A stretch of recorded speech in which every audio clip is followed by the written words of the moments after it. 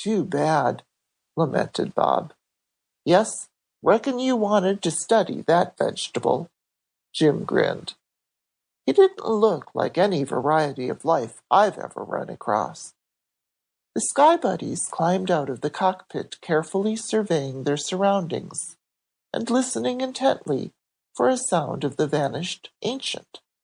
But if he had never been near the spot, it could not have been more quiet. Not even the buzz of an insect disturbed the silence.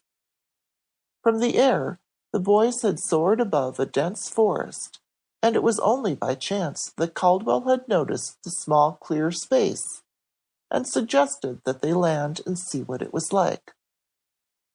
The clearing was less than an acre of hard soil, with a ridge of sharp rocks, which protruded like saw-teeth diagonally across. It looked as if sharp-edged slabs of stone had been dropped when the soil was less packed, or it might, hundreds of years before, been the topmost edge of a wall, so arranged as an added protection against animals or tribes that might attempt to scale it. As the ages had passed, accumulated vegetation, falling or shifting rocks, and sands blown from distant miles have filled in the space, leaving only this trace of what it once was. Beyond the clear spot, which was highest in the middle, sloping somewhat like a dome, was the forest.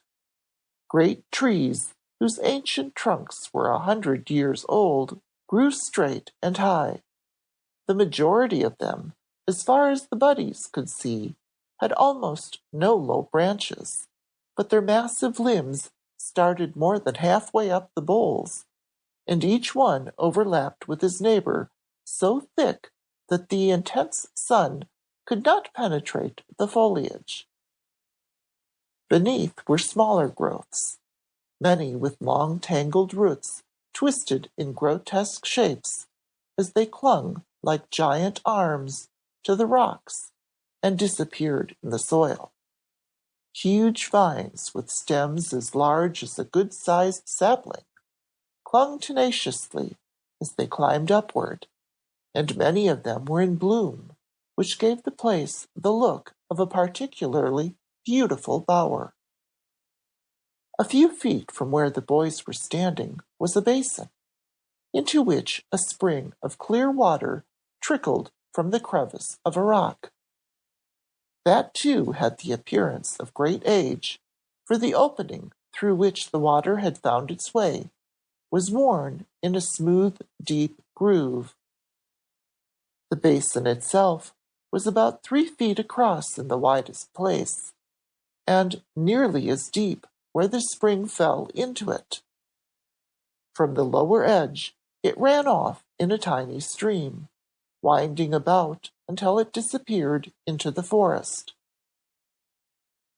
If we hadn't seen that oldest inhabitant, I'd believe that ours are the first human feet to hit this place. Say, it's kind of spooky, isn't it? Bob exclaimed softly. It does look as if it has been waiting for 1,000,000 years, Jim admitted. His eyes were searching the dome-like surface of the place upon which they were standing. Wonder where the old boy took himself. He might be Enoch. Looks old enough. Perhaps he just dropped down from heaven to have a look at the world.